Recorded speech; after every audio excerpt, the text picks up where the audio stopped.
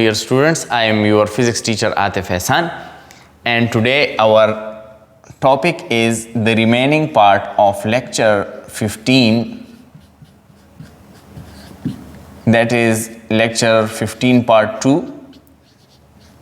and that is based on waves and oscillation.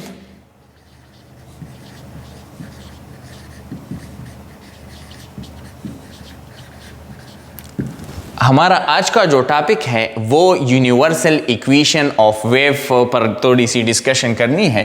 Universal equation of wave जो है वो हमारे पास क्या है, एफ लैम्डा है।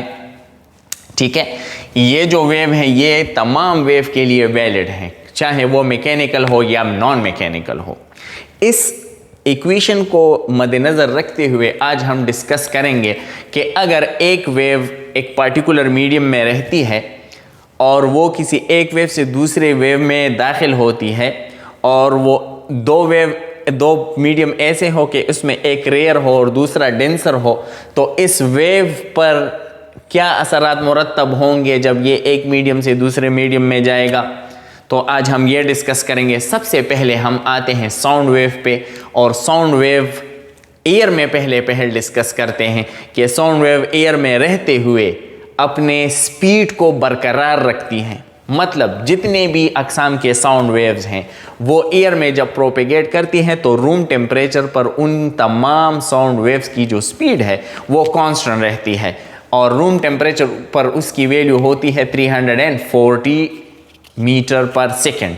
तो फ्रेक्वेंसी चाहे जो भी हो, अल्ट्रासोनिक की फ्रीक्वेंसी ज़्यादा है वो भी एक साउंड वेव है, इंफ्रासोनिक की सबसे कम है वो भी एक साउंड वेव है, सोनिक के इंटरमीडिएट में फ्रीक्वेंसी आती है वो भी एक साउंड वेव है। तो अल्ट्रासोनिक, सोनिक और इंफ्रासोनिक तीनों जो है मुख्तलिफ साउंड वेव हैं, इनकी फ्रीक्वेंसी और वेवलेंथ मुख्तलिफ है, लेकिन एयर में रहते हुए इन तीनों की जो स्पीड है वो कांस्टेंट रहती है। तो अगर इस इक्वेशन को देखा जाए, अगर हम इस v को क्या मान लें, कांस्टेंट मान लें तो क्या आ जाएगा, कांस्टेंट इज इक्वल टू क्या हो जाएगा, एफ लैम्डा, और इस एफ और लैम्डा का जो प्रोडक्ट है वो कांस्टेंट है। तो इससे मुराद ये है कि फ्रीक्वेंसी और वेवलेंथ आपस में क्या होंगे, इनवर्सली रिलेटेड होंगे। ठीक है, अब यही रिलेशन हम उठाएंगे और मुख्तलिफ साउंड वेव को डिस्कस करेंगे। देखिए फॉर एग्जाम्पल हमारे पास अल्ट्रासोनिक वेव है। अल्ट्रासोनिक वेव्स की जो फ्रीक्वेंसी है वो है मोर देन 20 किलो हर्ट्स। मतलब है कि अल्ट्रासोनिक की फ्रीक्वेंसी सबसे ज़्यादा है। अच्छा, तो जब फ्रीक्वेंसी ज़्यादा है, इस रिलेशन के मुताबिक वेवलेंथ ऑफ अल्ट्रासोनिक वेव सबसे क्या होगी, कम। लेकिन सबसे जो अहम बात है वो ये है कि इस लार्जेस्ट फ्रीक्वेंसी और स्मॉलेस्ट वेवलेंथ का प्रोडक्ट, अगर अल्ट्रासोनिक वेव एयर में जा रहे हैं, इनका प्रोडक्ट हमेशा क्या रहेगा, कांस्टेंट रहेगा। अगर हम इस फ्रीक्वेंसी ऑफ अल्ट्रासोनिक को इसके वेवलेंथ के साथ मल्टीप्लाई करें तो इससे स्पीड ऑफ अल्ट्रासोनिक वेव्स आएंगी, और स्पीड ऑफ अल्ट्रासोनिक वेव जो हैं वो कितनी होगी, 340 मीटर पर सेकेंड इन एयर। ख़ास बात यह है कि एयर में हो। तो देखिए अगर अल्ट्रासोनिक वेव है, एयर में मूव कर रही है, तो इसकी स्पीड कितनी होगी, 340। हालांकि इसकी फ्रीक्वेंसी अगर बहुत ज़्यादा भी हो और वेवलेंथ सबसे छोटी है, तब भी इसकी जो स्पीड की वैल्यू है वो 340 है। अच्छा, अब ज़रा यहाँ देखिए, इसके बाद जो सोनिक वेव है, सोनिक वेव से मुराद के 20 और 20 किलो हर्ट्ज के दरमियान में क्या होगी, इसकी फ्रीक्वेंसी होगी 20 और 20 किलो हर्ट्ज के दरमियान में क्या होगी, इसकी फ्रीक्वेंसी होगी। तो ये जो फ्रीक्वेंसी है ये हम सुन सकते हैं। तो जो सोनिक वेव्स की फ्रीक्वेंसी है अल्ट्रासोनिक से क्या है, कम है। दिस इज सोनिक, इसकी फ्रीक्वेंसी क्या है, कम है इससे। तो इसकी जो वेवलेंथ है, इस रिलेशन के मुताबिक अगर फ्रीक्वेंसी कम है तो वेवलेंथ क्या होगी, ज़्यादा। तो wavelength of sonic will be larger as compare to ultrasonic. लेकिन फिर भी जब हम क्या करते हैं, इन दोनों का प्रोडक्ट लेते हैं एयर में तो वही स्पीड आती है जो किसकी है, जो अल्ट्रासोनिक की है, और वो है 340 मीटर पर सेकेंड। सही है। अब इंफ्रासोनिक की अगर बात करें, इंफ्रासोनिक की फ्रीक्वेंसी सबसे कम, वेवलेंथ सबसे लार्जेस्ट, और फिर से इन दोनों का जो प्रोडक्ट है वो फिर से क्या आएगा, वो फिर से वही आएगा जो सोनिक और अल्ट्रासोनिक के लिए था, वो है 340 मीटर पर सेकेंड। तो इस डिस्कशन से ये साबित हुआ कि एयर में अगर वेव प्रोपेगेट कर रही है और वो वेव साउंड वेव है, चाहे उसकी फ्रीक्वेंसी और वेवलेंथ जो भी हो, तमाम की तमाम साउंड वेव की जो स्पीड है वो 340 मीटर पर सेकंड होगी, मींस कांस्टेंट होगी। तो एयर में रहते हुए तमाम साउंड वेव की जो स्पीड है वो कांस्टेंट रहती है। सही है। ये तो आपके समझाने के लिए ये डिस्कशन हुई। आपने सिंपल ये याद रखना है कि speed of sound in air is constant irrespective of frequency and wavelength। Frequency और वेवलेंथ चाहे जो भी हो, पर साउंड वेव है, स्पीड उसकी रिमेन्स कांस्टेंट रहती है। समझ आए? अच्छा, अब जरा यहां देखिए, अगर अब साउंड वेव एयर से किसी डेंसर मीडियम में दाखिल होगी तब क्या होगा, इसको डिस्कस करते हैं। तो याद रखें कि एयर में अभी हमने पढ़ा कि स्पीड क्या रहती है, कांस्टेंट रहती है। अब फॉर एग्जांपल मैं आपसे बात कर रहा हूं तो मेरी जो आवाज की फ्रीक्वेंसी है, या मैं आपसे बात कर रहा हूं, मैंने एक, चलो मैं ऐसे कर लेता हूं, मैंने एक साउंड सोर्स ली, उसने एक आवाज जनरेट की जिसकी फ्रीक्वेंसी क्या है, एफ है। ठीक है ना। तो ये जो फ्रीक्वेंसी है ये मैं इस साउंड सोर्स से ज्यादा भी कर सकता हूं और कम भी कर सकता हूं। तो जो फ्रीक्वेंसी ऑफ साउंड है वो सोर्स पे डिपेंड करती है। किस पे डिपेंड करती है? सोर्स पे डिपेंड करती है। अच्छा, अगर ऐसे एक वेव बनती है जिसकी फ्रीक्वेंसी क्या है, एफ है, ये आगे बढ़ेगी एक वेलोसिटी v के साथ, और वेलोसिटी जो है वो डिस्प्लेसमेंट कवर्ड बाय क्या है, टाइम है। हाँ, अच्छा, अब ये जो वेव है, ये साउंड वेव, इसकी वेवलेंथ भी होगी हमारे पास। ठीक है। तो अगर हम इस एफ वी और लैम्डा को लें तो क्या हमारे पास ये रिलेशन इसको एक्सप्लेन कर रही है, v is equal to F lambda. ठीक है। अब हमने ये देखना है, अब हमने क्या देखना है, अब हमें ये देखना है कि अगर एक साउंड वेव एयर से एक डेंसर मीडियम मींस वाटर में या किसी सॉलिड में एंटर होती है तो याद रखिए फ्रीक्वेंसी जो सोर्स से आ रही है वो एज इट इज रहती है। ठीक है ना। फ्रीक्वेंसी क्या होगी जब एक मीडियम से दूसरे मीडियम में साउंड वेव जाएगी, frequency will remain the same, frequency will remain the same. इससे पहले हमने ये डिस्कस किया कि अगर एयर में रहते हुए एक साउंड वेव जाती है तो उसकी स्पीड कांस्टेंट रहेगी चाहे फ्रीक्वेंसी जो भी हो। लेकिन अगर एक सिंगल वेव की बात करें उसकी फ्रीक्वेंसी एफ है और वो एयर से जाते हुए डेंसर मीडियम में पानी या किसी और मीडियम के अंदर जाती है तो उसकी फ्रीक्वेंसी जो एयर में होती है वही उस डेंसर मीडियम में होती है। तो इससे मुराद ये है कि जब एक वेव रेयर मीडियम से डेंसर मीडियम में जाती है तो फ्रीक्वेंसी क्या रहती है, रिमेन्स कांस्टेंट। तो याद रखें कि if sound wave enters from rare medium to denser medium, then frequency will remains constant because frequency generate करने वाला सोर्स एक है और सोर्स पर ही फ्रीक्वेंसी जो है वो डिपेंडेंट होती है। जो फ्रीक्वेंसी इसे सोर्स देती है इस साउंड वेव को, वही फ्रीक्वेंसी एयर में भी रहती है और वही फ्रीक्वेंसी किसी डेंसर मीडियम में भी रहती है। तो अब की बात, ये जो फ्रीक्वेंसी है ये क्या है, ये कांस्टेंट है। तो अगर ये कांस्टेंट है और इसको हम हटाना चाहें तो हम कह सकते हैं कि V is proportional to what, lambda. V is proportional to what, lambda. अब हमने ये देखना है कि जब एक साउंड वेव डेंसर मीडियम में जाती है तो वेवलेंथ इंक्रीज करता है या फिर डिक्रीज करता है। तो याद रखें, मैं आपको एक एग्जांपल देता हूं, उस एग्जांपल को अगर आप समझ गए तो ये वाला कॉन्सेप्ट भी आपको जो है वो ज्यादा क्लियर हो जाएगा। कैसे?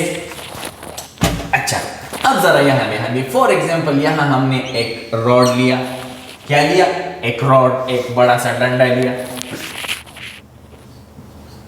इसको दो बंदों ने इस तरह पकड़ रखा है और ये दो बंदे इसको आगे की तरफ क्या कर रहे हैं, मूव करना चाहते हैं। तो इस रॉड को आगे मूव करने वाले बंदे ये हैं, इसको मूव करने वाले सोर्सेस कौन से हैं, ये बंदे। तो जिस तरह फ्रीक्वेंसी जो है वो सोर्स पे डिपेंड करती है, फ्रीक्वेंसी चेंज नहीं होती, बिल्कुल उसी तरह ये दो बंदे इस रॉड को जो आगे लेके जा रहे हैं वो दो के दो ही रहेंगे, वो चेंज नहीं होंगे। तो इसकी मिसाल है फ्रीक्वेंसी की जैसी। ठीक है, अब जब ये इसे आगे लेके जाएंगे तो ये इस रॉड को एक स्पीड v से आगे लेके जाएंगे। ठीक है, अच्छा, स्पीड v से ले जाती हुई ये जो रॉड है, ये जो बंदे हैं, इस रॉड को एक डिस्प्लेसमेंट s से आगे लेके जाएंगे। तो देखिए ये जो रास्ता है इनके सामने वो क्या है, हमवार है, स्मूथ है। तो ये तेजी से एक पॉइंट से दूसरे पॉइंट तक क्या कर सकते हैं, मूव कर सकते हैं। अब जरा यहां ध्यान दीजिएगा, इसको बाद में डिस्कस करते हैं, इसको मैं थोड़ा बैठा लेता हूं अब थोड़ी देर के लिए। अब ये वाला जो बंदा है इसके सामने आई कीचड़। क्या है? कीचड़। तो जब हम कीचड़ के अंदर जाते हैं तो हम तेजी से नहीं दौड़ सकते, और जो कदम हम नॉर्मल रूटीन में ले रहे थे, बड़े बड़े कदम, कीचड़ में हमारे कदम छोटे पड़ जाते हैं। तो ये दोनों बंदे रॉड को लेकर जब यहां पहुंचेंगे ऐसे करके, तो ये वाला बंदा कीचड़ में से गुजरेगा और ये वाला बंदा उसी हमवार सरफेस से आगे जाएगा। तो इस वाले बंदे की स्पीड वही रहेगी जो पहले थी, और इसकी displacement covered in unit time भी वही रहेगी जो पहले थी, लेकिन इस वाले बंदे की स्पीड कीचड़ में जाते हुए क्या हो जाएगी, कम हो जाएगी। और ये जो कदम ले रहा था, दो स्टेप्स के दरमियान जो फासला है, जो s फासला कवर कर रहा था, कीचड़ में वो फासला क्या हो जाएगा, कम। मतलब जब ये कदम लेगा तो एक कदम और दूसरे कदम के दरमियान फासला क्या हो जाएगा, रिड्यूस। हम कीचड़ में आसानी नहीं चल सकते, तो यहां डिस्प्लेसमेंट की वैल्यू क्या हो जाएगी, रिड्यूस। समझ आ रही है? तो देखिए जब डिस्प्लेसमेंट की वैल्यू रिड्यूस हुई तो स्पीड की वैल्यू भी रिड्यूस हुई। तो इन दोनों से हम ये कह सकते हैं कि स्पीड और डिस्प्लेसमेंट दोनों आपस में क्या है, डायरेक्टली प्रोपोर्शनल। अगर एक कम हुई, कदम हम छोटे छोटे फासले से ले रहे हैं, तो स्पीड भी हमारी क्या हो गई, कम हो गई। अब बिल्कुल इसी रॉड की तरह एक वेव को कंसीडर करें। जिस तरह ये दो बंदे इस रॉड को लेके जा रहे थे, ये दोनों सोर्स का काम कर रहे थे, और सोर्स का काम ये है कि किसी वेव को फ्रीक्वेंसी फराहम करे। तो ये दो बंदे फ्रीक्वेंसी का काम कर रहे हैं। ये वेव आगे जा रही थी किसी स्पीड v से, और ये डिस्प्लेसमेंट कवर कर रही थी, और वेव की डिस्प्लेसमेंट वेवलेंथ के टर्म में होती है, तो हम इसके डिस्प्लेसमेंट को वेवलेंथ का नाम दे सकते हैं। सही है? अब जरा यहां देखिए, बिल्कुल इसी तरह जिस तरह ये बंदा कीचड़ के अंदर गया तो इसका डिस्प्लेसमेंट क्या हो गया, रिड्यूस हो गया। जो पहले था वो ज्यादा डिस्प्लेसमेंट कर रहा था, दौड़ के जा रहा था, अब स्लो डाउन हो गया, तो डिस्प्लेसमेंट रिड्यूस हो गई, displacement per unit time reduce हो गई, तो स्पीड भी रिड्यूस हो गई। बिल्कुल इसी तरह अगर ये एक वेव है, ये तो मैंने ट्रांसवर्स बनाई है, इसको कंसीडर करें कि ये क्या है, एक साउंड वेव है, और ये किसी डेंसर मीडियम के अंदर जाती है, तो बिल्कुल ये इसी तरह केस होगा जिस तरह ये बंदा कीचड़ के अंदर गया है। तो इसकी डिस्प्लेसमेंट कम हुई है, यहां डिस्प्लेसमेंट कौन सी है, वेवलेंथ, तो यहां भी डिस्प्लेसमेंट क्या हो जाएगी, कम। मतलब है कि वेवलेंथ क्या हो जाएगी, कम। और जिस तरह डिस्प्लेसमेंट कम हुई थी, स्पीड कम हो जाएगी, तो अगर डिस्प्लेसमेंट कम होती है तो स्पीड कम हो जाएगी। तो हम ये कह सकते हैं, या पहले जो रिलेशन हमने लिखी थी वो कैसी थी, v is proportional to what, lambda. अब जरा यहां देखिए लैम्डा क्या हो गई, रिड्यूस, स्पीड वेवलेंथ के साथ डायरेक्टली प्रोपोर्शन है तो स्पीड भी रिड्यूस हो जाएगी। तो जब एक साउंड वेव रेयर मीडियम से डेंसर मीडियम में जाएगा उसकी वेवलेंथ भी कम हो जाएगी और उसकी स्पीड भी कम हो जाएगी।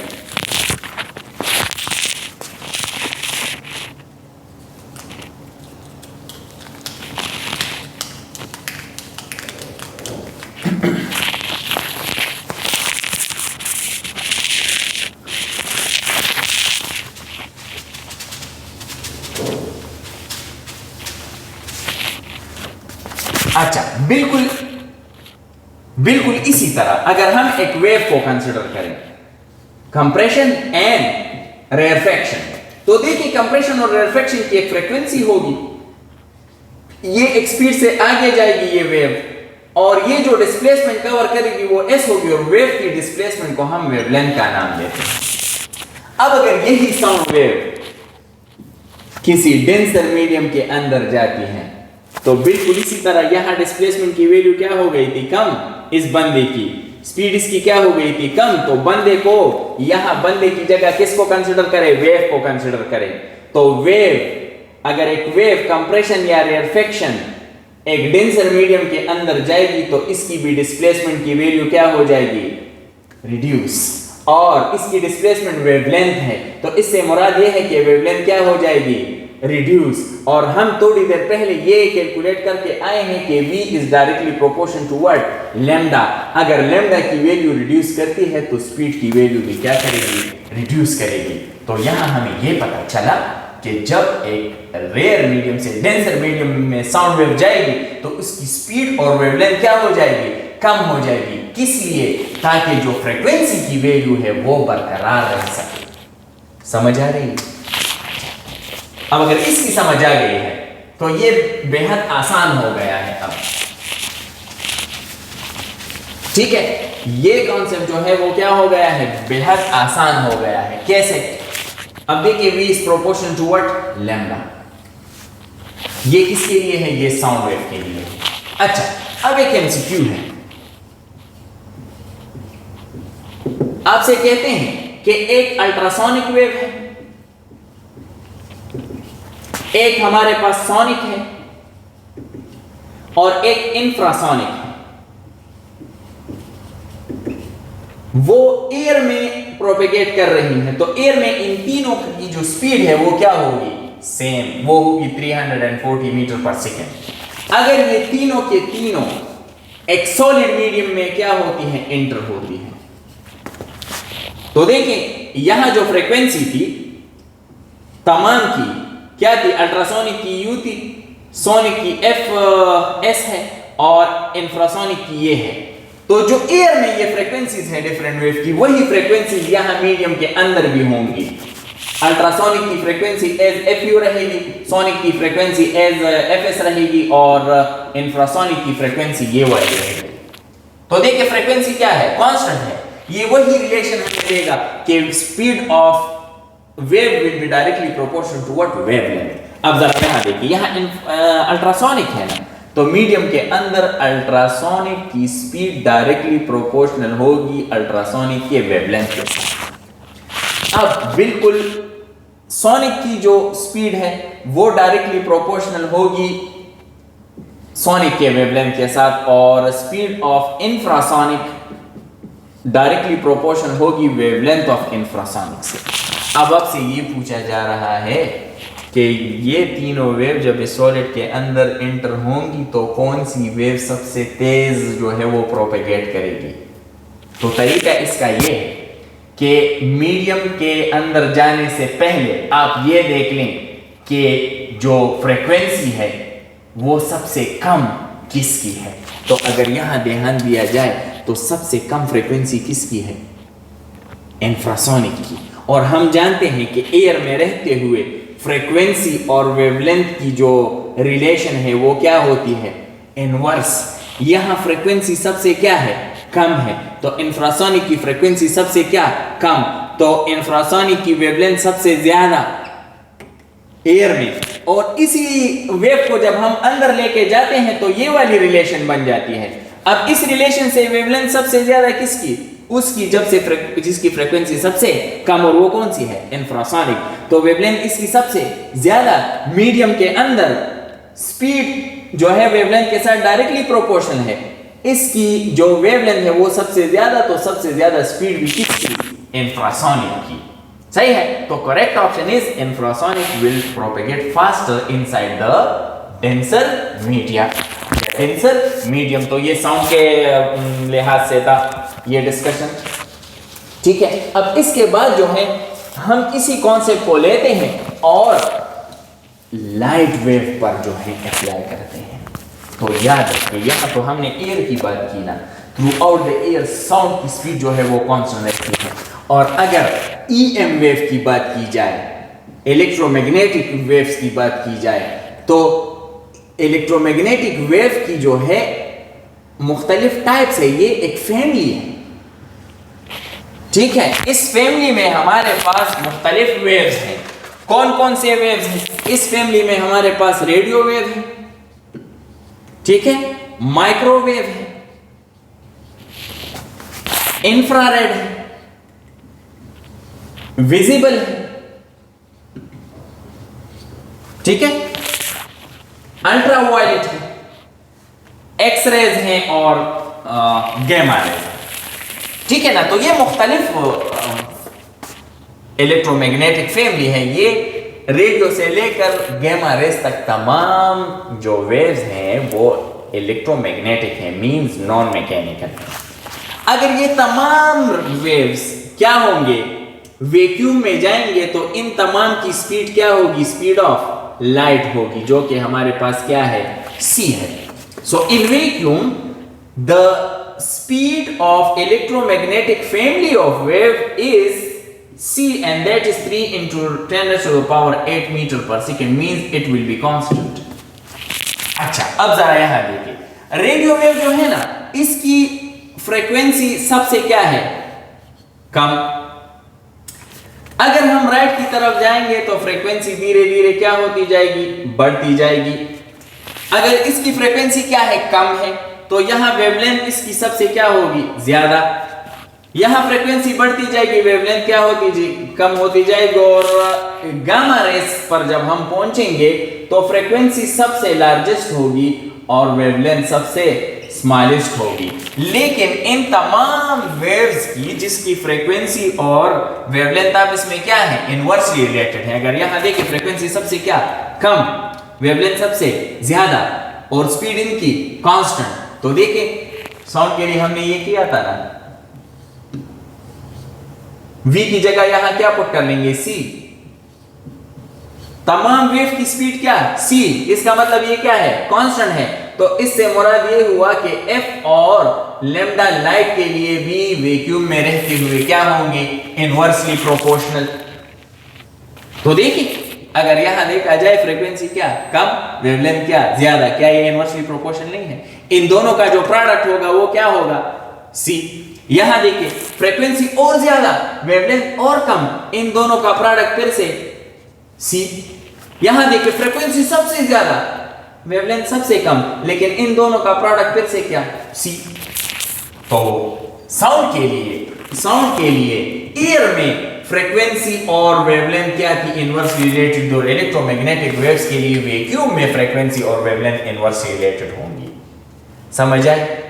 So this is universal equation of wave which we have discussed for both electromagnetic and mechanical waves। अब बारी है कि अगर लाइट वेव एक रेयर मीडियम से डेंसर मीडियम में जाएंगी तो फिर क्या होगा। तो याद रखिए वही बिहेवियर शो करेगी इलेक्ट्रोमैग्नेटिक वेव या लाइट वेव। अगर ये रेयर से डेंसर में जाती है जिस तरह बिहेवियर साउंड वेव ने शो किया था। लेकिन यहाँ बात होगी साउंड की और इलेक्ट्रोमैग्नेटिक की। साउंड वेव किसी डेंसर मीडियम के डेंसिटी पे डिपेंड करेगी, ठीक है, और जो लाइट वेव है वो रिफ्रैक्टिव इंडेक्स पे डिपेंड करेगी, ठीक है ना, रिफ्रैक्टिव इंडेक्स पे। तो इसके बाद हमारी जो डिस्कशन है वो इस पे है कि अगर एक इलेक्ट्रोमैग्नेटिक वेव रेयर से डेंसर में जाती है तो उसके फ्रीक्वेंसी पर क्या असरात मुरतब होंगे। तो याद रखिए कि जो लाइट वेव है, लाइट वेव, वो अगर कहाँ जाएंगे, डेंसर से रेयर से डेंसर जाएंगे तो वही काम होगा।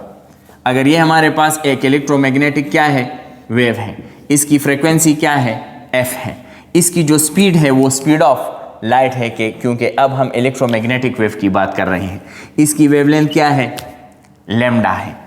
अगर ये रेयर से मतलब एयर से या वैक्यूम से किसी डेंसर मीडियम के अंदर क्या होती हैं, दाखिल होती हैं, तो याद रखिए जो इलेक्ट्रोमैग्नेटिक वेव है वो किसी डेंसर मीडियम के रिफ्रैक्टिव इंडेक्स पे डिपेंड करती है। अच्छा, यहां जो वैक्यूम है, वैक्यूम या एयर, दोनों वैक्यूम या एयर को हम राउंड अबाउट सेम कंसिडर करते हैं, इसकी रिफ्रैक्टिव इंडेक्स डेंसर मीडियम से क्या होगी, कम।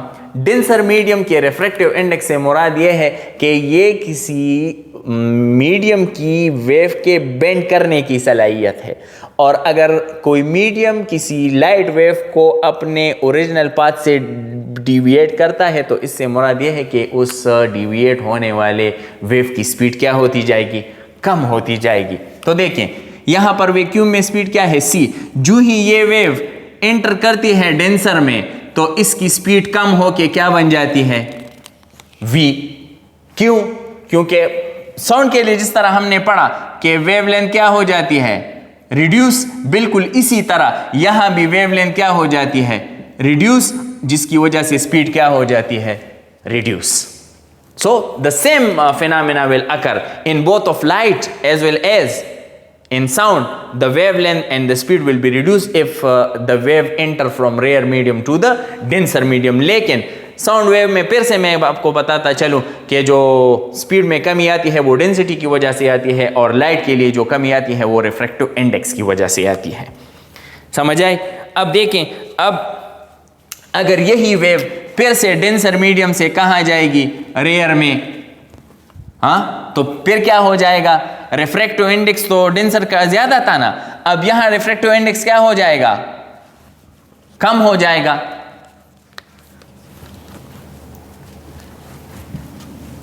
अच्छा, ये अब डिस्कस करते हैं कि अगर यही वेव डेंसर से कहां आ जाए, अगर यही वेव डेंसर से रेयर में चली जाए तो देखें यहां फिर से क्या होगा, यहां फिर से वेवलेंथ क्या हो जाएगी, इंक्रीज, और स्पीड भी इंक्रीज होके क्या बन जाएगा, सी बन जाएगा। क्यों? क्योंकि इस पार भी वैक्यूम है, उस पार भी क्या है, वैक्यूम है, और